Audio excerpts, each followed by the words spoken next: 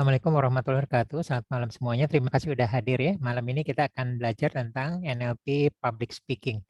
Jadi ada sedikit atau banyak perbedaan dari NLP standar ya. Jadi kalau Public Speaking lebih mengutamakan fokus kepada pesan yang disampaikan. Gitu ya. Sementara kalau NLP biasa dari penampilannya, dari cheers up-nya gitu ya, suasana yang dibangun. Gitu. Duanya bagus tapi dengan pendekatan yang berbeda ya. Minggu depan kita akan belajar cognitive bias. Nah, kita mulai apa sih NLP public speaking ya. Jadi mirip-mirip sama NLP biasa ya. Jadi kita penting ya memiliki skill ini. Jadi nggak hanya pada dunia kerja, tapi juga pendidikan ya. Kalau sebagai pengajar, sebagai leader ya, sebagai mentor, dan berorganisasi saat kita aktif di organisasi. Ya, jadi sangat penting kemampuan yang dimiliki untuk mempresentasikan suatu topik ya, bisa dari ilmu ataupun ide ya, atau strategi yang akan kita sampaikan atau sesuatu yang akan kita diskusikan. Ya. Kemudian juga penting bahwa berbicara dengan baik terstruktur. NLP itu kan namanya juga linguistik ya, kalau bahasa itu terstruktur. Ya, jadi penting terstruktur sehingga gagasan sampai dapat dipahami dengan mudah oleh banyak orang. Nah, yang membedakan adalah di NLP itu kalau bisa bahasa itu sepositif mungkin, ya, sedirect mungkin, selangsung mungkin, sesimpel mungkin dan diulangi, gitu ya. Jadi dikurangin adalah kata-kata yang bersayap, ya, ke sana kemari, ya, gitu ya. Jadi lebih ke arah to the point, langsung jelas, gitu ya. Tidak muter-muter menggunakan bahasa yang positif. Ya. Kemudian yang penting juga keyakinan diri, ya. Sama seperti public speaking biasa, kunci ada keyakinan diri. Ya. Keyakinan diri itu ketahuan dari gesture tubuh kita saat kita berbicara, kita nggak yakin. Nah, tipsnya dari materi sebelumnya public speaking adalah kita mulai dari materi yang kita kuasai. Nah, itulah tips untuk kita pertama kali masuk ke public speaking atau kita mau melakukan berbicara di depan umum ya. Jadi beda suatu materi yang kita kuasai sama yang tidak gitu ya. Jadi kalau mulainya sudah tidak ini, itu akan menjadi rekaman mental yang kemarin kita belajar ya. Jadinya tambah stres, takut akan kesalahan. Tapi kalau dimulai dari topik yang udah kita kuasai, sekali, 2 kali kita terlatih. Nanti baru lama-lama kita mulai masuk ke topik yang belum kita kuasai, bahkan yang kita tidak kuasai ya. Tidak kuasai, tapi kalau kita sudah punya kemampuan sebagai coach ya kita yang bertanya. Jadi bisa juga gitu ya. Nah, jadi tujuan NLP Public Speaking adalah pertama menyampaikan motivasi. Ya, NLP sudah punya tools-toolsnya. Ya, di sini kita hanya poinnya aja, tapi saya ingatkan tools-toolsnya. Salah satunya reframe. Ya, reframe itu bagaimana seorang motivasi itu dirubah strukturnya, dirubah sudut pandangnya. Ya, sehingga cocok dengan dia atau dia bisa melihat. Ya, termasuk saya menggunakan metafora ya, bahwa motivasi terbaik adalah motivasi yang dari dalam dirinya sendiri. Falsafah telur ya, telur suatu kehidupan akan terus berlanjut jika telur dipecahkan dari dalam. Sebaliknya kehidupan akan terhenti jika telur dipecahkan dari luar. Jadi motivasi terbaik adalah motivasi dalam diri kita sendiri. Termasuk NLP punya toolsnya ya, metaprogram NLP. Metaprogram NLP adalah motivasi murni seseorang itu mengejar yang diinginkan atau menghindari yang ditakuti, tidak sukai, dia menghindari gitu ya. Motivasi banyak, internal atau eksternal, terstruktur atau acak ya, disiplin dan sebagainya. Nah, itu motivasi itu banyak ya. NLP punya tools-toolsnya. Ya, nanti kita bisa diskusi lagi. Gitu lah. Di sini adalah garis besarnya. Gitu ya. Bisa juga kita menginformasikan sesuatu. Nah, ini banyak ya, baik kita sebagai leader, hanya sebagai humas saja, jubir saja, ataupun kita sebagai pengajar menyampaikan ilmu atau skill yang akan kita turunkan ya, kita sampaikan ke audiens. Ya, jadi bisa juga marketing kan menyampaikan informasi sesuatu ya, atau sales. Nah, jadi kita lihat semua membutuhkan public speaking dan ini adalah sesuatu yang wajib. Nah, kemudian kita bisa mengendalikan situasi ya. Nah, mengendalikan situasi kita pernah belajar ya, pacing and leading ya. Kita ulur dulu sampai orang ikut, kita ikutin orang sampai orang kita sama frekuensinya, baru kita tarik ya, pacing sama leading. Boleh juga kita dengan ucapan kita ya, kita pernah belajar mind hacking. Nah, kita mengendalikan situasi ya. Boleh juga dengan hypnoselling, kita pernah belajar hypnoselling ya, itu kan ucap-ucapan. Nah, bagaimana kita bisa mengendalikan situasi. Ini poin-poinnya aja ya. Adapun yang dalam-dalamnya kita semua sudah kita pelajarin banyak toolsnya, gitu ya. Kemudian menghibur audiens. Nah, menghibur audiens tentu saja mirip ya dengan public speaking yang umum. Justru public speaking umum poinnya pertama kali justru di 4 sebagai pintu masuknya. Tapi kalau lihat yang orang berfokus sama apa yang disampaikan, lihat dia tenang ya. Kalau lihat ada di TED ya, TEDx di YouTube itu banyak orang teknikal ya, mungkin dia nggak sering tampil di depan umum. Jadi dia cukup diam, cukup tenang, kakinya mager, nggak gerak kemana-mana karena dia kaku kalau gerak ya, atau geraknya cuma ke sana kemari. Tapi orang akan terpukau dengan materi yang disampaikan. Kenapa? Karena dia yakin. Kenapa lagi? Karena dia menguasai ya, karena dia menguasai materinya, gitu, keyakinan. Nah itu poinnya ya. Ya, beda dengan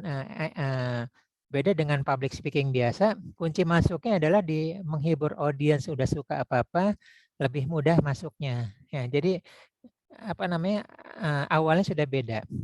Nah, kalau NLP public speaking dimulai dari keyakinan dia, ya, dia yakin bahwa materi ini dia kuasai dan dia bisa mempengaruhi orang banyak, walaupun dia tenang. Ya, gesturnya gestur standar, kaku. Cuman gini-gini aja. Lihat kalau di YouTube TEDx cuman gini-gini aja. Tapi orang terpukau dengan apa yang disampaikan. Nah, jadi kalau NLP public speaking itu bisa jadi tuh kalau di sini udah pernah kursus pelatihan public speaking nggak kepake tuh ya. Ada banyak poin nggak kepake karena arahnya ke sini gitu ya. Oke, ya. Jadi kalau kita menguasai public speaking, tentu aja yang pertama kepercayaan diri kita meningkat, ya. Karena kita sudah bisa bicara dengan umum, bisa menyampaikan informasi dan ujung-ujungnya bahkan kita bisa mempengaruhi orang lain, gitu ya, baik di dunia nyata, di dunia kerja maupun di keluarga kita, gitu ya. Nah, tools yang paling mudah adalah kita mulai berlatih di komunitas ya, komunitas kita, komunitas bisnis atau komunitas yang lain. Nah, di mana masing-masing belajar untuk tampil ya sebagai public speaker ya. Salah nggak salah tapi yang lain memberi semangat terus ya. Nah, itu tidak lain dan tidak bukan untuk meningkatkan kepercayaan diri. Jadi semua dikasih kesempatan ya. Prestasi sedikit sekecil mungkin pun dihargai dan suruh maju, diceritakan dong gitu ya, bagi yang lain luar biasa ya gitu ya. Nah itu semua ujung-ujungnya untuk meningkatkan kepercayaan diri. Ingat waktu kita belajar di public speaking standar ya, kunci ada kepercayaan diri dan kita melatih, nah, kepercayaan diri kita adalah meningkat. Nah, kemampuan menyampaikan informasi dan kemampuan mempengaruhi orang lain tentu saja model yang baik untuk berbisnis.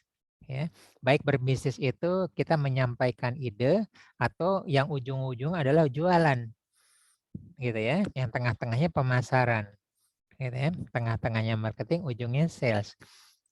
Ya, nah itu adalah model berbisnis. Ya. Jadi nggak bisa kalau kita diam-diam saja tidak bisa menyampaikan sesuatu tentang produk kita, tentang fiturnya, tentang kelebihannya, tentang cerita-ceritanya, tentang contoh-contohnya, tentang yang lain-lainnya, nggak bisa itu, gitu ya.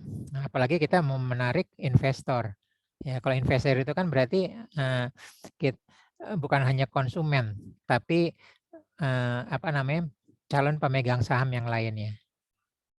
Ya, kemudian meningkatkan skill kepemimpinan ya. Jadi pemimpin yang baik perlu bagaimana berkoordinasi dengan baik anggotanya ya. Nah, jadi kita sebagai ke anggota tim kita sudah melakukan public speaking ya. Karena lebih dari satu orang ya. Plural itu lebih dari satu orang, udah public speaking gitu ya. 3 orang small group. Ya, kita punya skill di situ ya.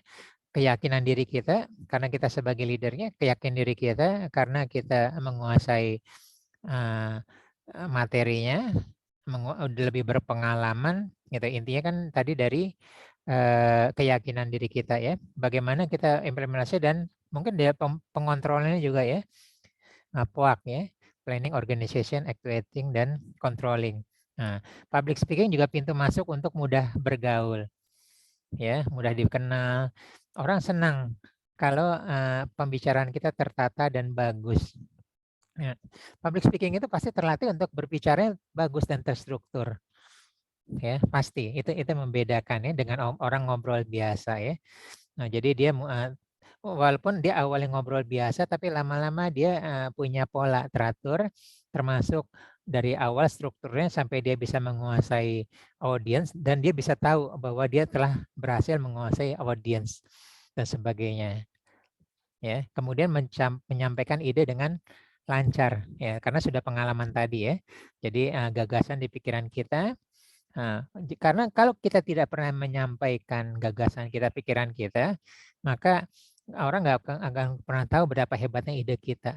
Ya, hanya tersimpan aja di pikiran kita karena tidak pernah disampaikan ke umum. Sama kalau kita tertarik ya dengan pasangan lawan jenis ya. Kalau kita tidak sampaikan bagaimana lawan jenis yang kita taksir itu tahu isi hati kita gitu ya.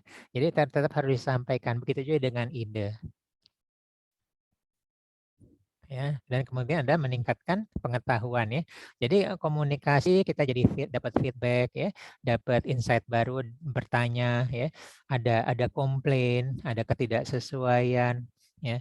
Itu semua jadi meningkatkan daya juang kita, meningkatkan skill kita, meningkatkan pengetahuan kita ya. Oh ternyata yang selama ini saya pelajarkan textbook ini nggak sama di lapangan. Nah kita mulai adjust lagi. Adjust ya dari textbook itu, dari lapangan dan sebagainya. Kemudian kita mengakur kemampuan kita dalam memahami tipe-tipe audiens. Nanti di belakang kita akan akhir-akhir akan belajar ya tipe-tipe audiens dan audiens ini justru jauh lebih spesifik dari yang tidak dipelajarin di NLP standar. Ya, oke. Nah, jadi caranya adalah tetap ya kita harus mempunyai persiapan yang matang. Harus, kecuali kalau sudah menguasai materinya. Kapanpun ditanya apa, dia siap terstruktur. Kayak saya udah biasa mengajar, struktur di kepala saya udah tahu ya, awalnya gini gini gini. Tapi kalau belum, biasakan kita selalu mempersiapkan dengan matang ya. Kita mau materi apa yang dalam waktu singkat gitu ya. Saya udah 2 tahun 1 jam materi ya. Udah plus minus 1 jam. Jadi saya udah tahu tuh plus minusnya materi seperti apa-apa, pertanyaan apa-apa gitu. Jadi udah punya pola, udah tahu ukurannya. Gitu ya. Waktu sebelum punya materi, waktu saya masih kelas online ya, dari jam 9 sampai jam 4 ya, saya udah tahu materinya seperti apa, kecepatannya seperti apa, breaknya kapan dan sebagainya. Nah, tapi awal-awalnya ya kita kan belum tahu tentang diri kita, tentang audiens kita, tentang materi kita, kecepatan materi dipahami oleh audiens gitu ya. Terus habis itu tanya jawabnya gitulah. Nah, jadi untuk yang baru-baru tentu wajib untuk melakukan persiapan yang matang ya. Ini kan poinnya gini ya, jika Anda belum terbiasa berbicara di depan banyak orang gitu ya. Itu poinnya ya. Jadi mulai persiapan. Terus kalau perlu kita latihan dulu ya. Kita latihan dulu kita berbicara gini. Ternyata materi ini saya sampaikan 1,5 jam. Wah, tunggu dulu kan saya dikasih waktunya 1 jam. 1 jam termasuk tanya jawab lagi. Udah kita mulai ya, kita kurangin, kita potong. wah kalau dipotong gini intinya nggak dapat semua. Nah, kita mulai rubah strukturnya. Poin-poin apa yang pembukaan, poin intinya kalau kalau masih ada waktu baru dikembangkan. Gitu ya. Nah, yang kedua adalah ya kita harus memberikan impresi yang baik di 10 detik pertama. Gitu ya. Nah, untuk NLP standar ya, untuk NLP standar impresi yang perlu disampaikan 10 detik pertama, nih gue asik loh, gitu ya. Pokoknya kalau saya ngomong jadi seger, ruangan jadi cheers up. Nah itu seperti itu ya. Ice breakingnya bagus, saya orang yang atraktif ke sana kemari, seperti itu ya. Itu impresi yang harus dibangun oleh yang menggunakan NLP public speaking. Ya, public speaking yang standar. Banyak ya pembukaannya halo, hai gitu ya dan sebagainya. Nah, NLP public speaking enggak ya. Mereka harus terkesan bahwa kita menguasai, kita master ya. Kita menyampaikan sesuatu yang penting apapun sehingga mereka siap. Gitu ya. Jadi kita ada sesuatu yang akan kita sampaikan. Seberapa kalmnya kita, seberapa santainya kita, atau seberapa coolnya kita, gitu ya. Nggak perlu pakai ice breaking. Nah itu bedanya, ya. Karena yang akan disampaikan adalah sesuatu untuk dipahami atau sesuatu informasi, gitu ya. Jadi dimulai dari keyakinan kita, gesture, gitulah. Jadi beda ya, jelas ya. NLP standar dengan MLB public speaking. 10 detik impresi yang pertama apa? Gitu ya. Ada juga yang bilang sampai 3 menit pertama. Boleh, ini boleh diganti ya dan sebagainya. Ya. Kemudian bangun rasa percaya diri ya. Tadi mirip seperti tadi ya, karena dilatih ya, lama-lama kita percaya diri menguasai materi. Nah, kepercayaan diri itu kan soal inner game. Baru kita minggu lalu belajar ya, inner game. Materi sudah kita kuasai ya. Dari materi itu terus dari kita latihan bagaimana yang selama ini udah kita persiapkan ternyata waktunya 2 jam padahal saya dikasih waktu cuma 1 jam termasuk tanya jawab lagi gitu kan ya. Karena kita jadi terburu-buru, jadi kacau semua, jadi urutannya. Nah itulah inner game kita yang nggak sinkron dengan rencana kita. Gitu ya. Termasuk nanti ada gangguan-gangguan dan lain sebagainya. Apalagi di Zoom kan kadang sudah ada gangguan juga ya. Nah, jadi itu membangun rasa kepercayaan diri kita. Ya, penguasaan materi, keyakinan pembicara jelas melalui tingkat kepercayaan diri yang ya. Kemudian gesture tubuh yang baik. Nah, ya, kalau NLP yang public speaking standard ya, bagaimana kita berjalan ya ke sana kemari ya, menghadap ya, menggunakan kita melihat ke layar gitu, itu gesture. Nah kalau di Zoom seperti ini ya kita leher ke atas ya gesturnya gitu loh. Dan saya memanfaatkan lebih nih, tangan saya sampai naik ini gesture gitu ya, ini gesture. Kalau waktu saya belajar kita belajar tapping malah saya sampai begini kan, memberitahu kepada audiens bahwa ini loh disentuh. Nah, jadi enak di Zoom ini kita untuk belajar public speaking boleh. Nah, lucunya ya kalau saya kan terbiasa ya. Saya punya grup ya namanya TGI. Ya nggak tahu, pokoknya saya di para master trainers Indonesia, nggak tahu ngakunya saya didapat dari LinkedIn gitu ya. Semua para trainer master pokoknya dikumpulkan di suatu WA group. Ini udah berjalan 5 tahun lebih gitu. Dan mereka luar biasa ya, trainer-trainer terkenal dan coach-coach terkenal. Sebagian besar mereka bahkan udah ada penulis buku. Udah biasa gitu. Nah, saat itu begitu kan banyak nih sebelum online seperti ini, sebelum Zoom seperti ini kan banyak pihak-pihak untuk belajar online gitu ya. Nah, ternyata pas rekaman di depan ini yang biasa ketemu orang tiba-tiba sepi, harus ngomong di depan kamera itu ceritanya udah lain lagi. Kebetulan saya bisa gitu ya. Yang les mes juga gitu loh. Memang saya biasa sama aja. Saya udah anggap apa namanya audience itu ada di dalam kamera itu pemirsa gitu loh. Nah itu yang tidak terbiasa tuh inner game-nya main ya. Biasanya dia ngomong ada yang riuh ya menyambut dia. Gitu. Ini tiba-tiba semuanya sepi, yang hanya kru ya dan semua diam fokus. Nah itu inner game yang bermain gitu ya. Nah itu juga bisa mempengaruhi gesture. Biasanya kita gini tepuk tangan apa-apa. Ya.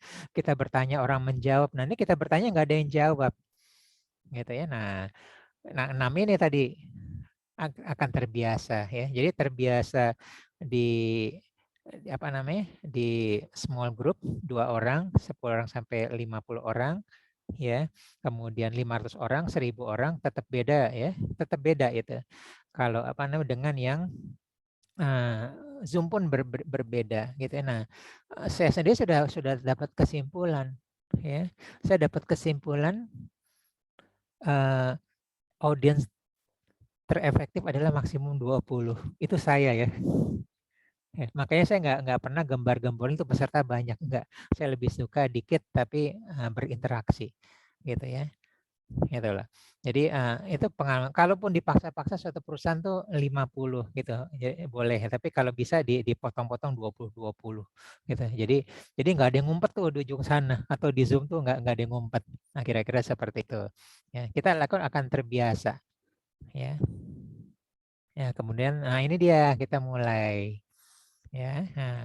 Nah, ini dia. Jadi secara umum mirip seperti kaidah-kaidah public speaking umum ya. Cuman bedanya adalah lihat ya yang pernah belajar public speaking umum ya, ice breakingnya penting ya. Kalau cara ice breaking banyak di YouTube udah banyak. Ya nggak usah dulu harus beli di Gramedia, sekarang banyak di YouTube ice breaking apa-apa. Nah, kita bisa contek aja.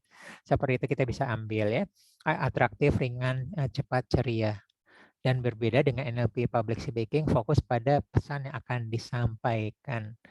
Ya, kalau ingin tahu seperti apa NLP public speaking, banyak-banyakkah lihat di TEDx YouTube ya, di mana itu adalah orang teknikal menyampaikan sesuatu yang sangat teknis dan orang terpukau. Ya, saking teknikalnya dia kaku, tangan panjang atau cuman kaos ya. Kan kaos juga udah diterima di sana ya. Bukan sesuatu hal yang melecehkan gitu ya. Di acara resmi pakai kaos. Tapi dia gerakannya kaku ya, beda sama yang kiri ya. Ceria sekali kok harus dia jalan menguasai panggung dan sebagainya. Tapi tetap ya intinya semua terpokok bahkan semua diam. Intinya beda ya. Ya. Kalau yang NLP itu kalau bisa kesuksesan itu di kebanyakan ya, ini salah paham ya, dinilai dengan riuh rendahnya, interaktifnya gitu ya. Nah, jadi kalau lihat sesuatu kelas itu ramai dianggap sukses enggak NLP public speaking enggak. Pesan disampaikan. Jadi kadang-kadang diam. Kadang-kadang kaku ya. Kadang-kadang tenang. Ya, padahal itu penting. Keterangan itu penting, fokus pesan tersampaikan. Gitu ya. Ya kapan-kapan harusnya kita bisa dua-duanya. Tapi kita punya karakter. Kita punya karakter. Nah, jadi bagi mereka yang tipe apa namanya tipe plekmatis ya nggak usah kecil hati, nggak usah rendah percaya diri di public speaking, masuk di public speaking masuklah di NLP public speaking dengan kediamannya dia, dengan kemampuan dia menganalisa, dengan ngomong sedikit tinggal diatur dia sudah bisa menguasai massa gitu ya. Nah, lihat ya kalau NLP public speaking yang standar kesan utama adalah kemeriahan, keceriaan ya. Nah, saya sering lihat ya dan ini dibicarakan di training-training itu ya. Nah, biasanya yang disampaikan itu nggak lama, 3 sampai 7 hari hilang. Kadang-kadang pulang sudah hilang. Mereka cuman ingat sama kemeriahan yang asik ya tadi ya. Lucu kita ketawa-tawa. Pokoknya seperti itu. Emang arahnya ke situ, kemeriahan gitu ya. Nah, kalau ini acaranya karena ke materi ya lanjutannya adalah follow up, follow through gitu ya. Nah, jadi follow up through itu salah satu adalah coaching. Jadi meningkatkan pemahaman 10-20%. Setelahnya after public speaking, after promosi, ya, after class training dan sebagainya, gitu ya. Nah, ini poin ini saya suka, saya kaget juga lihat podcastnya Helmi Yahya, gitu ya. Saya nonton sebulan atau 3 bulan yang lalu ya. Kita tahu ya, Helmi Yahya itu public speaker yang papan atas ya. Banyak mengajar dan banyak orang belajar dari dia. Tapi di podcast itu mengejutkan bagi dia. Saya melakukan kesalahan dan lama, ya. Saya baru tahu bahwa sebenarnya public speaking itu harusnya lebih banyak mendengarkan daripada berbicara. Di podcast itu bilang kebanyakan orang terus dia hantam orang gitu ya, di podcastnya lucu gitu ya. Jadi akhirnya berdebat yang kita lihat di TV kan di stasiun itu. Nah, sekali public speaking itu kekuatannya di mendengarkan, gitu ya. Udah belum? Dengarkan ya, udah belum? Nah, kita hati-hati seperti itu. Ya, itulah kekuatan public speaking. Jadi dia menganalisa dulu. Ya, ingat ya waktu kita belajar main hacking ya, makin banyak orang ngomong, kita makin tahu akan tereksplor kelemahan dia. Ya, tapi kalau makin banyak kita diam, kita nggak akan tereksplor. Bahkan kita bisa mengamati seperti itu. Termasuk mengamati kelemahan dia. Kan enaknya coaching seperti itu kan. Kelemahan dia, apa yang perlu kita perbaikin dan sebagainya. Nah, ingat poinnya adalah kalau kita mendengarkan, kita mempelajari hal yang baru. Tapi kalau kita berkata, memberitahu, kita hanya mengulang-ulang apa yang sudah kita ketahui. Gitu ya. Nah, makanya kalau public speaker kalau banyak mendengar, ya, dia besok bisa mengupgrade kemampuan public speaking-nya untuk situasi yang berbeda, gitu ya. Jadi jangan masuk satu arah, enggak, ya. Nah, oke. Nah, di sini kita pernah belajar ya. Di sini sebagian 50% udah ikut ya. Nah, jadi ini kalau small group, ya. Bisa private, bisa juga small group ya. Nah, private ini sebenarnya semi ya, saya salah tulis ya, semi private atau small group ya.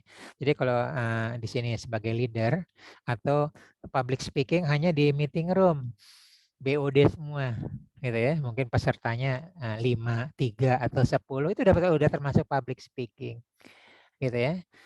Ingat waktu sebelumnya waktu kita belajar pacing sama leading, waktu kita belajar mind hacking ya, kita perlu informasi dulu. Pengambil keputusannya siapa, ya.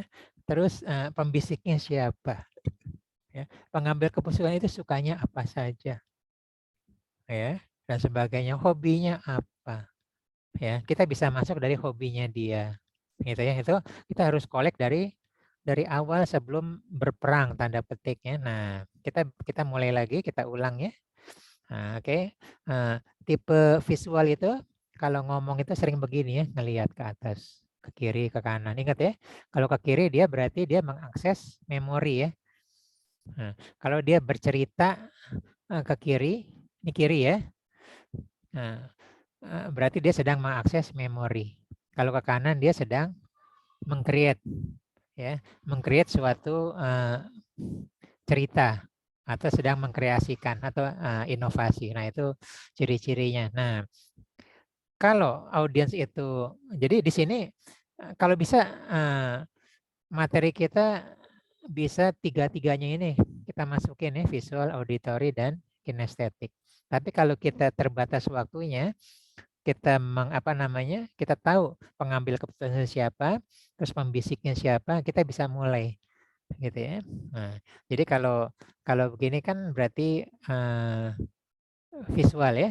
Nah, kalau ke samping ini berarti auditory, tapi kalau ke bawah kinestetik. Ada loh bos yang ke bawah, bos besar. Bos saya dulu gitu. Dia ke bawah. Tenang ya, dia kinestetik. Ya, bisa juga pola gerakan ya, gerakan tangan ya. Kalau ini cerita tuh sering kata seperti ini ya. Cerita itu kalau orang visual. Kalau auditory dia cenderung seperti ini ya.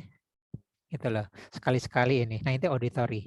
Jadi dia sejajar di tengah-tengah simetris ya. Kalau kinestetik dia sering ke bawah gini loh. Sering ke bawah aja. Tangannya sering ke bawah, ditaruh di bawah. Gitu ya.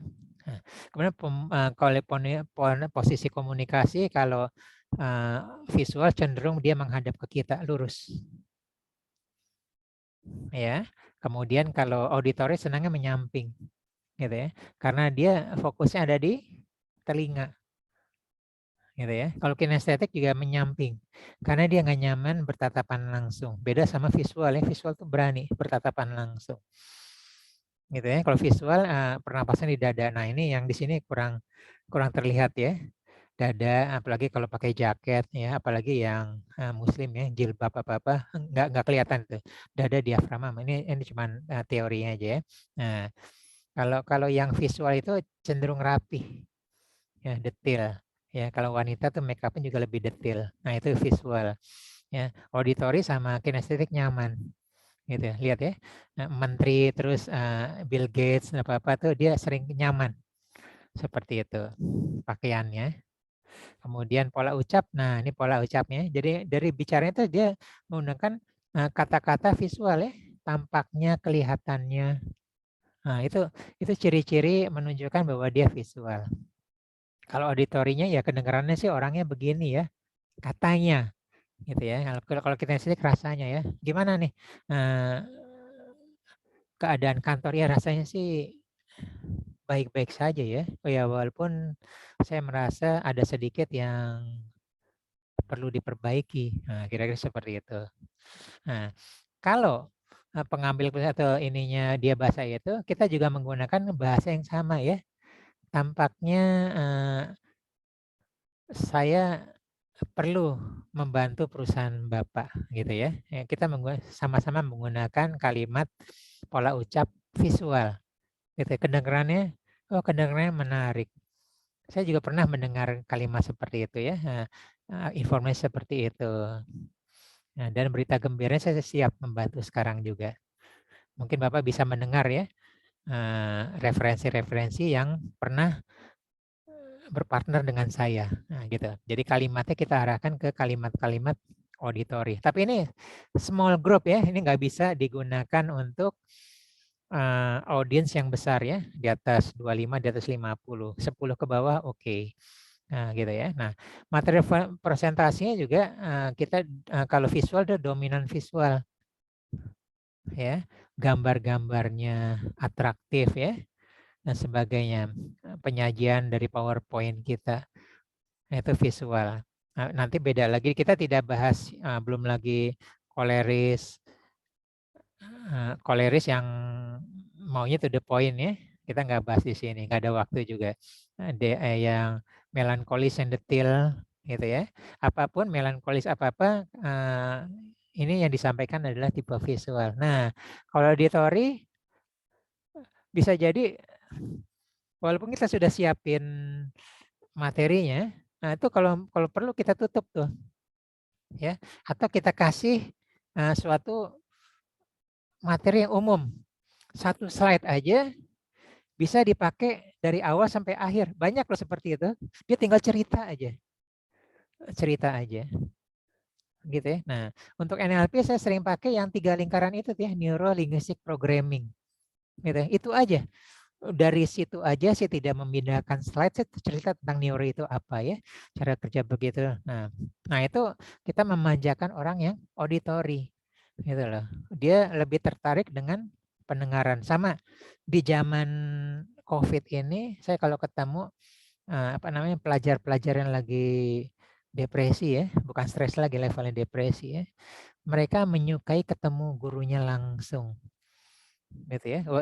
Auditorinya bagi dia lebih memuaskan walaupun ada auditori di Zoom ya, mendengarkan juga, tapi dia lebih suka mendengarkan langsung.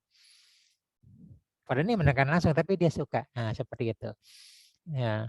Jadi dia stres gitu ya. Stres kalau itu tidak tersampaikan. Nah, ini juga suka. Jadi ada ini sampai sekarang pun saya kalau konseling atau coaching gitu ya, saya usahakan Zoom. Tapi ada beberapa tetap ingin ketemu gitu ya. Tetap ingin ya udah gitu. Nah, itu ciri-cirinya salah satu dia ingin berbicara langsung ya. Kalau dia ngomong ingin berbicara langsung, ngobrol langsung, itulah tipe auditory. Gitu. Saya ingin melihat langsung. Nah, itu tipe saya ingin merasakan langsung. Nah, itu tipe kinestetik ya. Nah, jadi kalau kinestetik ya udah mungkin kita bisa satu gambar simbol atau kita bisa juga berupa cerita ya. Nah, cerita tentang dominan tentang rasa gitu ya. Nah, di sini yang biasa di asuransi juga bisa ya. Kan bisa bercerita tentang rasa ya, apa dampaknya kalau keuangan kita tidak siap bagi terjadi sesuatu. Itu bisa diceritakan ya. Nah, kinestetik ini lebih tersentuh di sana gitu ya. Dengan rasa, dengan cerita yang menyentuh gitu. Nah, itu kalau kalau pengambil keputusan itu kita udah tahu, kita udah pegang di small group itu, kita bisa dengan cerita ya. Bisa dengan cerita pembanding atau metafora dan sebagainya. Ya. Nah, ini linguistik dan pola perilaku ya. Nah, ini sebenarnya bisa 2, bisa 3, ada 5. Tapi saya untuk mempermudahnya 3 dulu ya. Pelajaran dan mahasiswa, usia produktif dan lanjut. Nah, lanjut usia masih tebal-tebal ya. Ada yang bilang 65 ke atas, ada yang bilang 70 ya. Ada yang 45 gitu ya.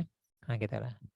Ini boleh ya anggap 45 atau 50 atau 55 boleh ke atas ya. Nah, kita public speaking untuk pelajaran mahasiswa yang penting kedekatannya ya. Asik diajak ngobrol ya. Kalau dia ngomong kita mengerti ya, kesejajaran gitu ya. Nah, kalau usia produktif arahnya ke solusi. Ya, usia lanjut enggak ketenangan.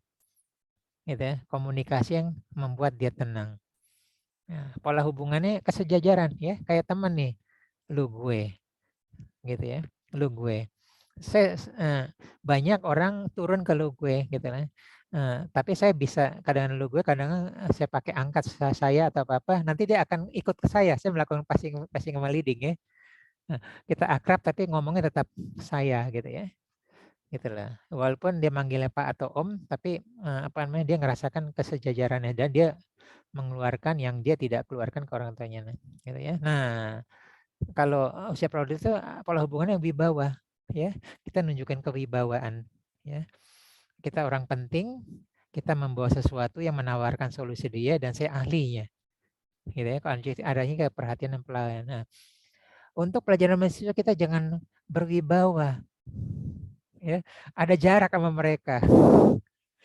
Kaku, hening, enggak, kesejajaran ya. Kita ada kedekatan gitu ya. Nah, ya. Kita mulai untuk konsonan, kita mulai dari wibawa dulu ya. Nah, wibawa ini saya kurang tuh, bisa tebal, bisa O ya. Ngomongnya yang tebal. Nah, tebal, saya lupa, napasnya napas dalam, napas dada. Ini harusnya dada dan dalam ya. Gitu ya. Kalau perlu kita nada kita lebih dalam, lebih rendah. Nah, itu kita menjadi wibawa. Walaupun kita asalnya cempreng ya.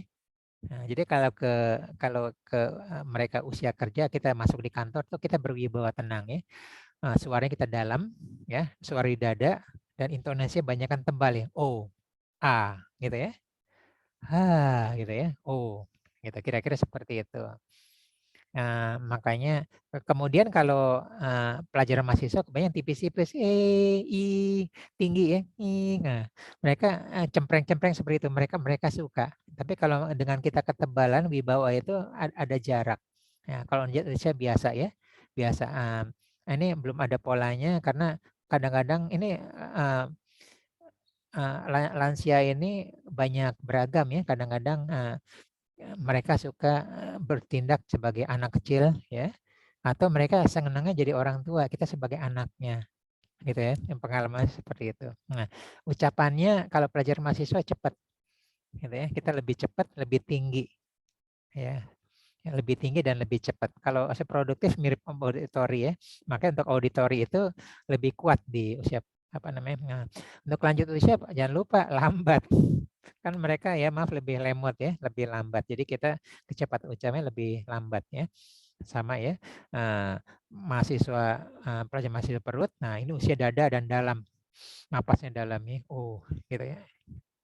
Nah, powernya juga ringan sedang. Kalau usia produktif dalam, nah ini ringan sedang. Nah, plasma itu penting ice breaking. Jadi kalau kita masuk ke sana, ya pikirkan 3 menit pertama ice breakingnya seperti apa. Ya, di YouTube banyak ice breaking, ambil aja.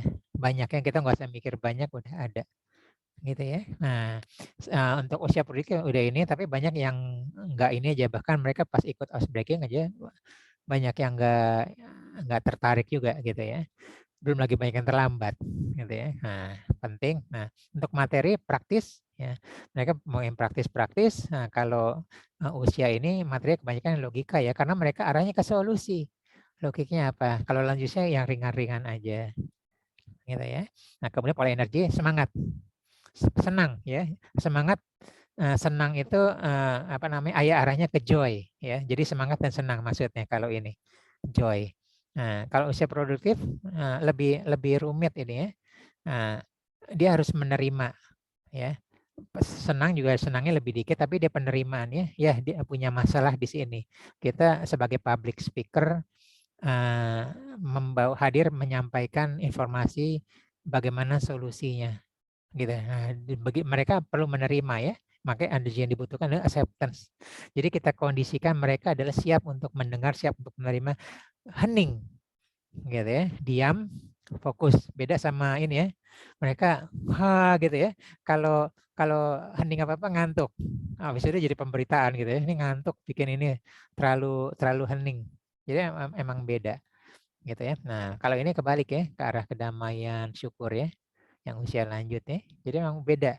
Energi yang kita pakai, kita niatkan sudah berbeda gitu ya. Nah, kadang-kadang saya pernah juga walaupun ke kantor, ingat 2009 saya pertama kali masuk ke bank ya. Itu karena depresi gitu ya. Jadi energi untuk usia produktif ini di sini damai. Di sini saya nggak tulis gitu ya. Jadi katanya bank itu setiap 6 bulan pasti ada kepala cabang di seluruh Indonesia yang meninggal karena stroke sama serangan jantung. Nah, gitu lah ya. Nah, ini bank BUMN terbesar di Indonesia. Nah, gitu ya, sejak masuk gitu ya. Terus ada juga pola jeda ya. Senang ya. Pola jeda itu kalau lagi istirahat ya. Kalau ada kesempatan istirahat ya. Jadi kalau kita offline itu ya mereka senang-senang gitu. Mereka ngobrol ketawa-tawa sama teman-temannya gitu ya. Nah, kalau yang usia produktif damai, ya, ngopi, ngerokok, gitu ya. Kedamaian gitu lah. Sedikit yang hahaha sedikit gitu ya, ada gitu ya, tapi sedikit. Ya. Nah, kalau usia lanjut senang ya. Kan tadinya lagi materi kan mereka damai ya, tenang ya, tapi kalau bagi istirahatnya senang gitu ya. Nah, ini dia. Arus komunikasi adalah terbaik. Jadi walaupun kita public speaker ya, kita sampaikan kalimat-kalimat atau sekali-sekali berupa pertanyaan sehingga memancing mereka untuk bertanya atau mengungkapkan gitu ya. Nah, jadi dibalik yang tadi Helmi Yahya itu, kemana aja gue ya, kata dia gitu ya.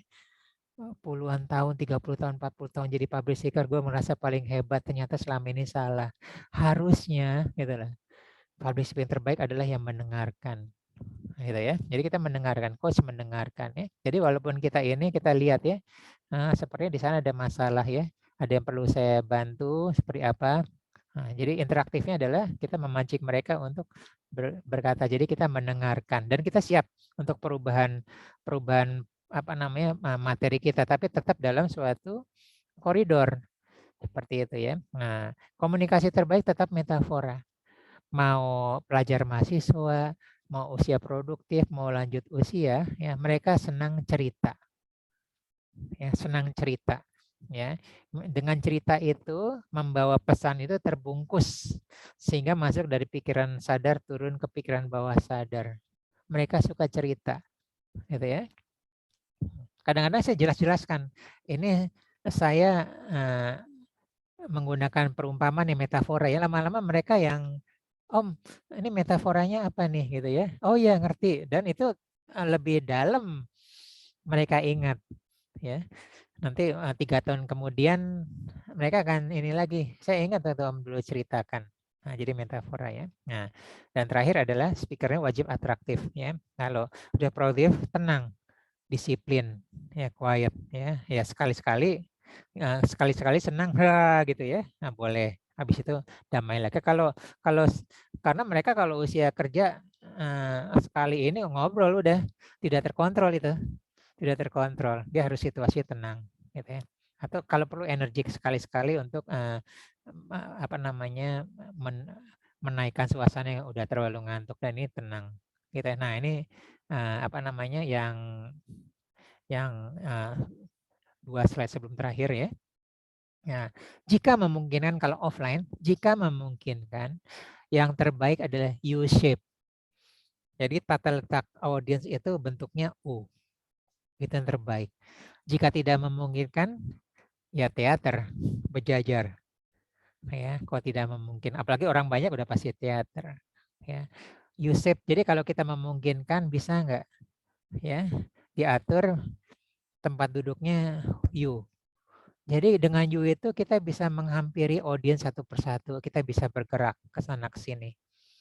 Bebas ya, kita bisa mendekat. Energi kita dekat dengan energi dia dan dia merasakan energi kita. Kita sudah belajar energi ya, kedekatan ya. Kalau teater itu jauh di belakang, mau ngantuk, mau apa, susah gitu ya. Makanya tadi saya bilang ya, efektif itu di bawah 20. Ya kalau terpaksa 50 lah. Alasan budget, alasan waktu, alasan apa-apa gitu ya. Emang paling efektif itu 20 ke bawah gitu ya. Untuk interaksi ya. Jadi kalau di atas 50 cenderung searah gitu ya. Semakin tentu saja semakin private, semakin semi private, semakin private semakin bagus ya. Nah, ini follow up, follow through ya. Jadi menurut ICF ya, ternyata kalau kita public speaking entah penerimaan oleh audiens itu hanya 40 sampai 60. Rendah ya? Rendah ya. Bisa karena materi kita terlalu berat, bisa karena penyampaian kita ya, bisa karena kondisi, bisa juga karena situasi mental emosional di audiens ya. Lagi banyak kerjaan ya, lagi ada masalah rumah tangga, masalah lainnya, masalah keuangan dan sebagainya ya. Jadi secara statistik itu kecil ini, 40 sampai 60 kecil ya. Makanya habis itu ada follow up, follow through ya. Seperti kita ya, saya ada ada seminggu itu sebut dengan follow up, follow through. Dan ini hanya mereka naik, mereka yang aktif ya. Ada yang saya perlu bertanya, kemudian saya belum paham atau saya punya kasus, nah itu meningkatkan pemahaman ya. Jadi kalau tadinya 40% mungkin jadi tambah 10 jadi 50, tambah 20 jadi 60 gitu ya. Kalau 60 mungkin bisa jadi 80% gitu ya. Nah, bisa juga follow through dalam bentuk coaching ya. Coaching itu lebih aktif ya, lebih cenderung ketemu langsung ya. Kita bisa lihat, bisa interaksi, bisa menghampiri apa yang dia butuhkan gitu ya. Kalau di online kan bisa ngumpet gitu ya, ditanya-tanya ya. Tapi kalau tatap muka enggak gitu ya. Ayo kita ngobrol gitu ya, udah sampai mana ini gitu ya. Ada bisa ini enggak? Bisa saya bantu pemahaman sampai apa itu bisa naik lagi gitu ya. Jadi lumayan ya kalau tadi 40% kemudian kita melakukan coaching secara offline ya mungkin 40 tambah 20. Nah, yang penting adalah repetisi. Ya, repetisi membantu meningkatkan pemahaman ya bisa 20. Nah, saya melakukan repetisi ya. Jadi walaupun sekarang public speaking lihat ya tadi saya ngulang tentang pacing sama leading. Saya melakukan repetisi tentang pacing sama leading ya. Begitu tadi pemahaman visual apa-apa itu juga pacing sama leading ya, dasar-dasar ini gitu loh. Kemudian di materi lain kadang-kadang saya ngambil ya, materi tentang pernapasan ya, materi tentang reframe ya. Kemudian saya mengambil materi tentang 7 habit yang kedua ya. Materinya udah bukan materi tentang 7 habit, bukan Stephen Covey, tapi saya melakukan repetisi ya tentang semua dimulai dari goal. Nah, sekarang saya sering menggunakan grow coaching termasuk smart coaching. Itu saya ulang-ulang ya, saya ulang-ulang. Nah, itu dalam rangka untuk meningkatkan pemahaman lagi, repetisi. Jadi repetisi itu bisa puzzle-puzzle diambil, dipakai untuk suatu audiensi, suatu training atau suatu coaching atau suatu public speaking di tempat lain apa-apa dengan audiens yang sama dipasang lagi, gitu ya. Jadi puzzle-nya itu dipasang-pasang-pasang. Nah, puzzle-puzzle ini yang diulang-ulang, diulang-ulangnya bisa 3 sesi atau 5 sesi seterusnya. Nah, ini bisa lama-lama kita bisa memahami. Nah, sekarang yang belum paham sama inner game, nggak apa-apa, nanti akan diulang lagi, gitu ya. Yang dulu belum paham sama inner child, kemarin sempat diulang ya. Inner child itu ternyata menghambat kemajuan kita, cepat menyerah, energi kita turun jadi burnout, gitu ya, dan sebagainya. Kemudian ternyata kalau yang kemarin kita baru membahas tentang yang move on ya, nah, ternyata yang masa lalu kita tidak bisa maju. Nah, itu kan inner game juga, gitu ya. Jadi entah dulunya pemahaman inner game-nya cuman di materi itu cuman 30-40%, diulang-ulang mulai ya, jadi 45 apa-apa gitu. Jadi terus, jadi repetisi itu selalu ada. Oke, kita sudah selesai. Silakan jika ada pertanyaan. Oh, lama juga ya, tinggal sisa 2 menit, tapi nggak apa-apa.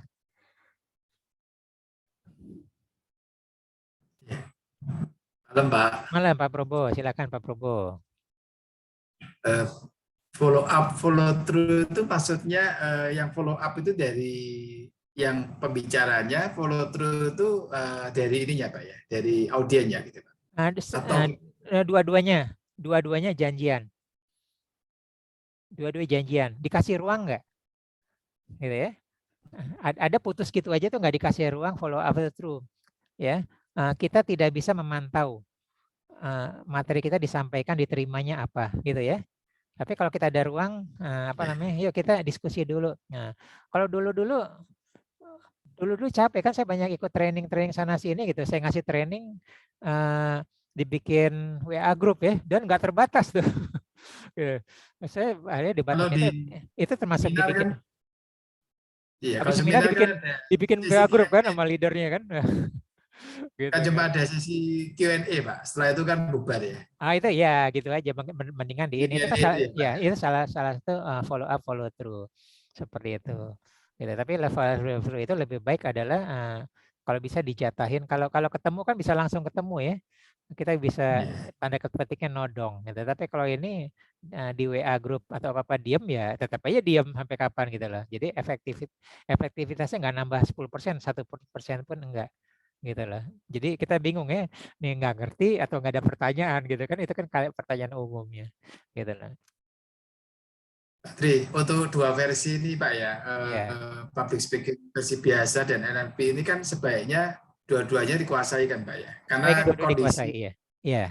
karena semua kondisi kan belum tentu sama Pak ya. Betul Lebih sekali, iya. Ya, lebih baik dua dikuasai gitu ya. Tapi kalau enggak ya kita mulai dari satu daripada enggak kan.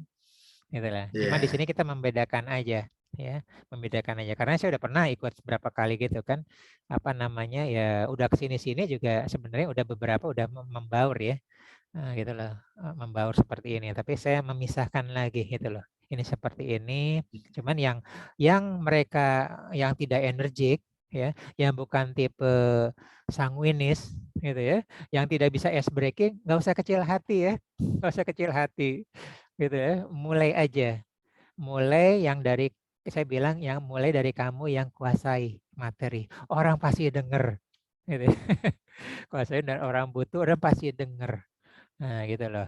Jadi itulah yang masuk dari NLP gitu loh. Nah, kalau di situ kita belajar bukan dari isinya dulu ya. Kita mulai dari tampilan kita, ice breaking kita, pakaian kita seperti apa, cara jalannya seperti apa. Nah, seperti itu. Itu runutnya banyak gitu loh. Gitu loh. Ya kira-kira seperti itu, dan semuanya materinya banyak. Itu kita nggak bisa cover semua, ini juga nggak bisa cover semua gitu ya dalam waktu 1 jam. Ya kira-kira seperti Pak Prabowo. Bagus, semua harus sebaiknya ya dikuasai. kalau untuk public speaking yang versi besar Pak, lebih dari 50 orang, beda lagi ya Pak ya? Atau Tadi sama masih prinsipnya ya, prinsipnya sama ya. Nah prinsipnya kalau emang kalau apa namanya heterogen agak sulit gitu ya, agak sulit ya. Kalau kata heterogen sulit, jadikan dia homogen dari materi kita. gitu ya. Materi itu kan ada demografinya ya. Pasti ada demografinya. Kalau parenting itu ya kira-kira kebanyakan ya mereka ya ibu-ibu, bapak ibu muda gitu ya, anaknya sampai usia sekolah gitu. Kalau sudah kuliah apa-apa atau ini udah nggak terlalu penting gitu kan ya, seperti itu. Maka tadi saya bilang yang 3 kelompok itu ya, pelajar mahasiswa ya, nah, usia produktif ya itu termasuk ibu-ibu atau bapak-bapak ya, orang tua untuk parenting dan usia lanjut. Usia lanjut biasanya tentang kesehatan, ya, tentang spiritual. Banyak ya tentang spiritual ya. usia usia lanjut itu tentang apa gitu loh. Sebenarnya ada gini-gini, tapi saya berusaha ngambil yang apa namanya berdasar demografi usia aja gitu loh. Baik Pak, terima kasih. Sama-sama Pak Prabowo. Silakan yang lain Bu Susan. Udah buka mic, open mic. Pak, malam. Ya malam. Kalau QNLP, kalau NLP kan perlu skill dari awal sampai akhir tuh buat membangkitkan suasana. Ya. Kalau QNLP itu contohnya kayaknya energinya akan didengar kalau energinya misalnya dia orang sukses lebih gampang menyampaikan sesuatu kan walaupun dia betul sekali. terbata-bata. Karena yakin kan? Betul nggak? Betul, karena yakin. Ya. Karena yakin. Karena dia kan? udah terbukti sukses ya Pak ya. Iya, karena yakin ya, seperti itu. Kemudian kalau untuk tadi ya, untuk lanjut usia ya, kita udah siapin dari awal.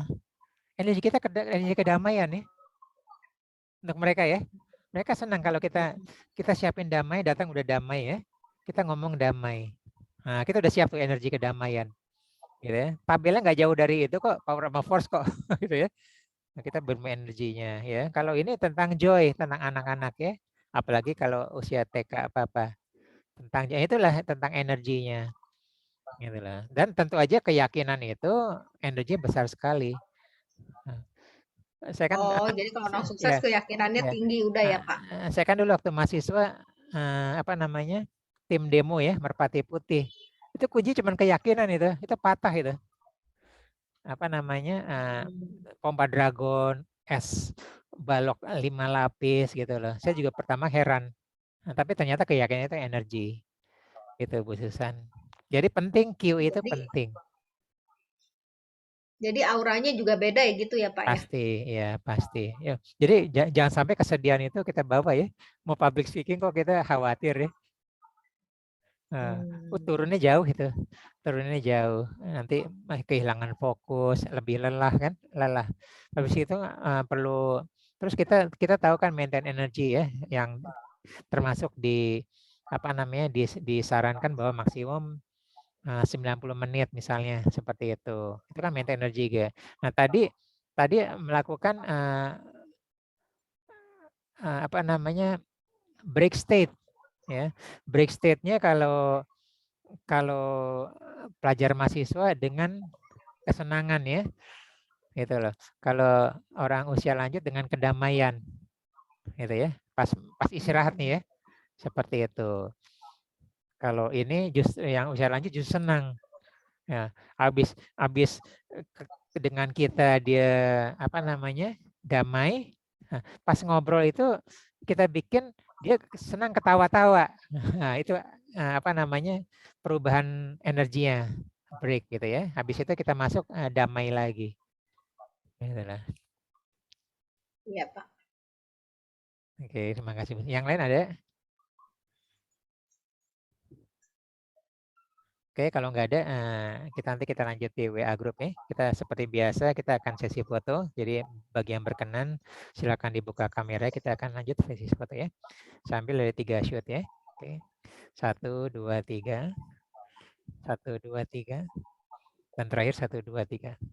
Oke, terima kasih semuanya. Insya Allah bermanfaat ya. Nanti kita bisa lanjut di WA Group ya. Ya, selamat malam semuanya. Assalamualaikum warahmatullahi wabarakatuh. Terima kasih. Ya, masih Selamat mari malam semua. malam Selamat semua. beristirahat. Ya, izin saya tutup ya.